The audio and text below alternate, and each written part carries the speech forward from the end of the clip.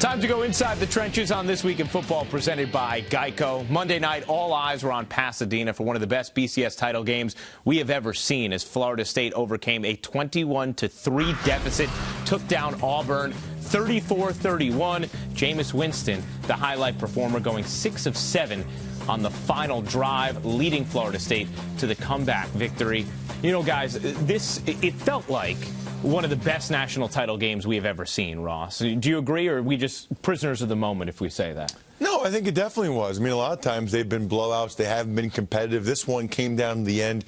The underdog had the big lead, 21-3. The favorite with the freshman Heisman winner had to come from behind to win it. And even when Florida State takes the lead, Auburn goes right back down the field. Trey Mason with that 37-yard touchdown, which I liked because I thought I wanted to come down to Winston. I didn't want Florida State to win it on the kickoff return.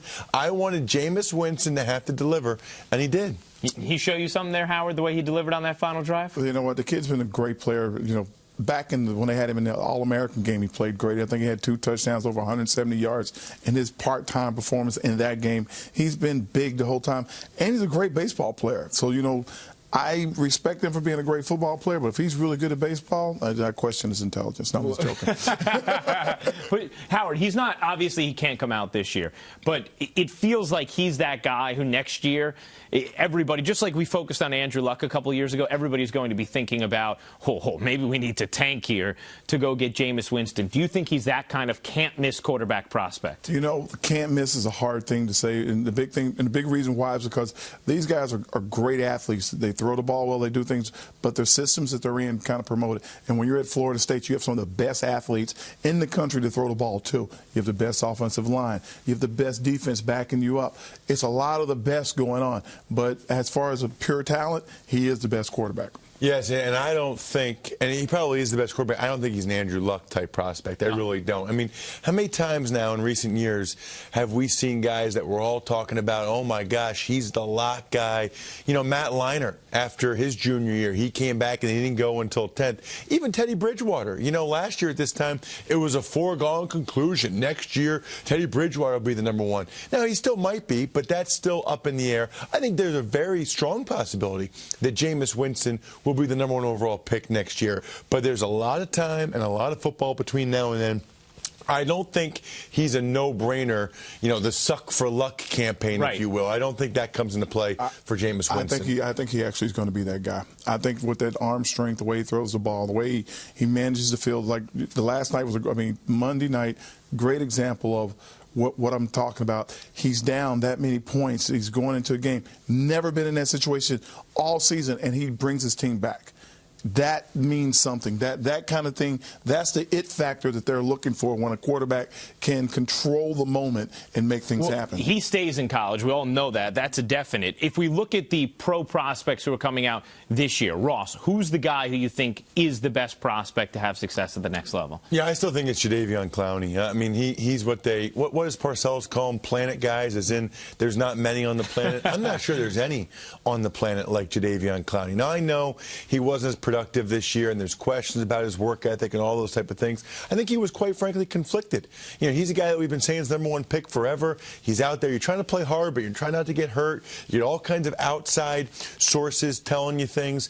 I still think he's clearly the most superior, athletically talented college football player. He'd still be the top of my board. Well, you know, that's great, and Clowney will be great. Bridgewater will be great. There'll be a lot of great players. But when you're going to pick a guy #1 and a guy you want to have in your organization for the next 10 to 15 years who's going to be productive, you pick an offensive tackle. You pick Matthews out of Texas A&M.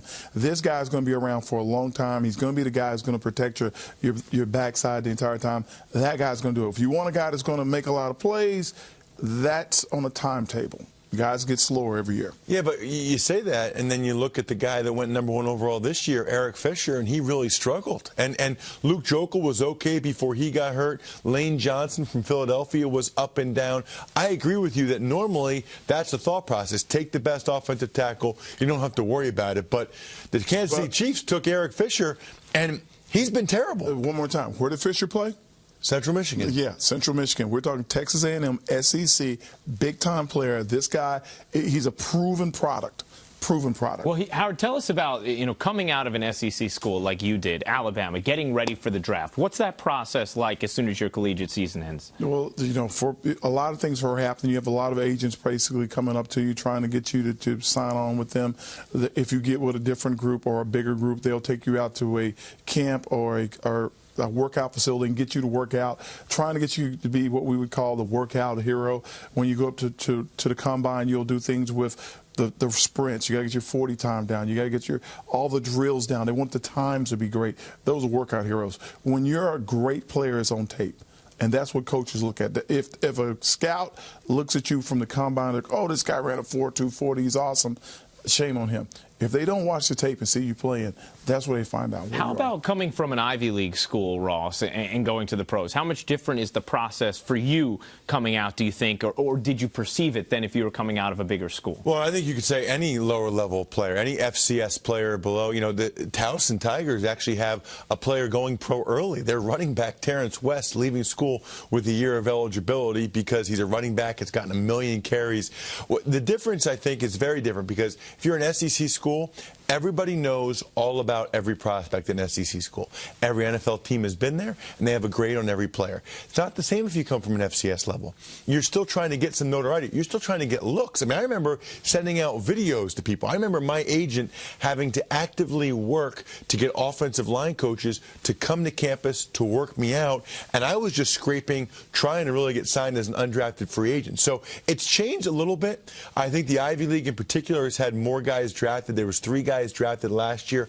I think that helps. I think more Ivy Leagues are getting looked at, more FCS guys are getting looked at, but you're still trying to get your name out there and just trying to get looks, whereas there, you're just trying to fine-tune what they already think about you. Well, when you're a great player in the SEC, you're a great player, but when you're in the Ivy League or one of the small schools, you have to be a dominant player. You can't just be great. You got to be somebody that when guys are looking at, they're like, this guy's killing everybody.